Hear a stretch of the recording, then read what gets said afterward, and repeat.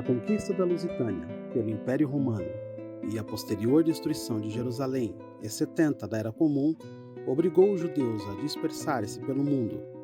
Isso fez com que um grande contingente de hebreus procurasse um novo lar na Península Ibérica, ou para ali fosse deportado.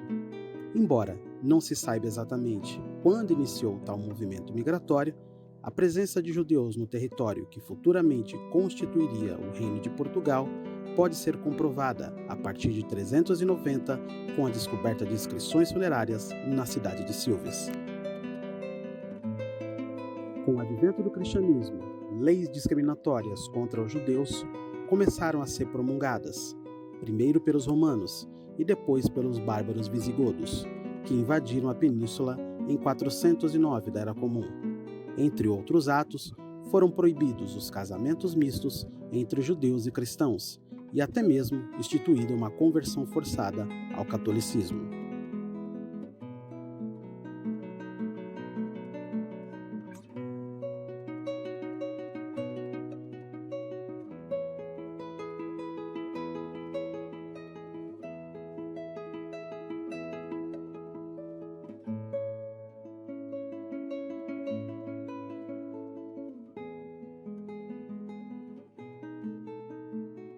Em 711, tropas mouras invadiram a Península Ibérica e derrotaram os visigodos.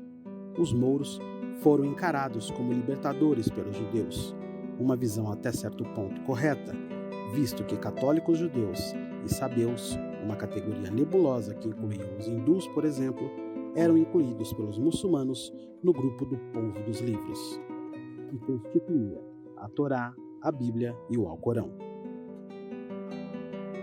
Os que professavam tais crenças podiam continuar a praticá-las sob domínio islâmico, desde que pagassem uma taxa, a jizia, aos governantes e respeitassem as leis islâmicas.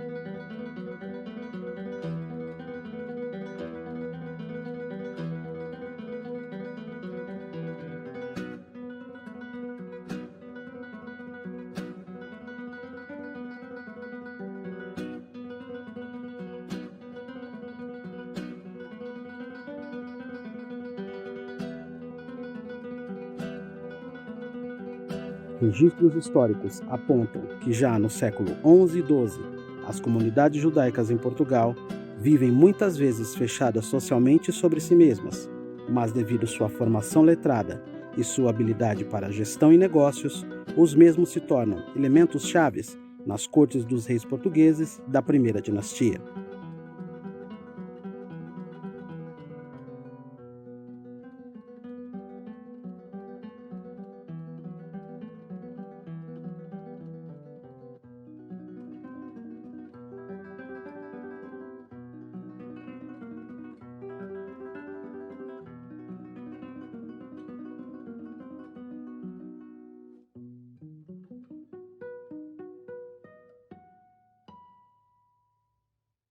Com a conquista da Península Ibérica pelos cristãos, os judeus passaram a temer novamente pela sua sorte. Todavia, pelo menos em Portugal, até meados do século XV, eles gozavam de relativa liberdade. Os que de forma forçada se sujeitam à conversão pela Igreja passam a formar uma importante e hábil comunidade de cristãos novos. Embora tivesse de pagar impostos escrachantes, obtiveram mesmo grande destaque na vida pública portuguesa. Os mais ricos, com maior formação, são diplomatas, conselheiros reais, administradores e médicos, matemáticos, astrônomos, comerciantes e banqueiros, embora a maior parte da população judaica fosse composta por pessoas com profissões bem mais modestas, como alfaiates, sapateiros, tecelões, pastores e pequenos comerciantes.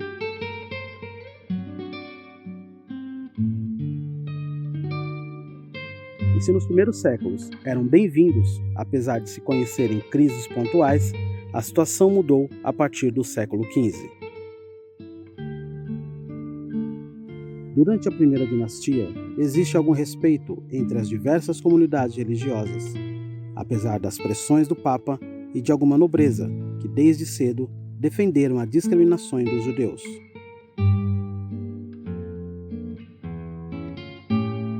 Ao contrário de outros reinos cristãos que aplicam as diretivas de Roma, vários monarcas portugueses preferem não impor a utilização de vestuários identificativos, como chapéus amarelos e marcas hexagonais avermelhadas presas ao vestuário.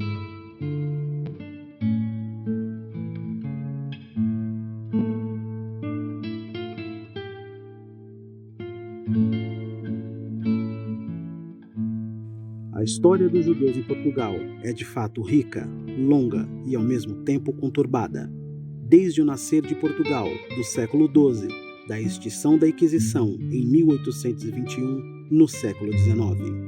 A promulgação da Inquisição em 1536 estabelece para os judeus um período mais sombrio ainda, que durou 285 anos, em que os tribunais do Santo Ofício perseguiu de forma implacável toda a comunidade judaica da Europa, sendo a comunidade ibérica, correspondente à Espanha e Portugal, as mais atingidas nesse processo.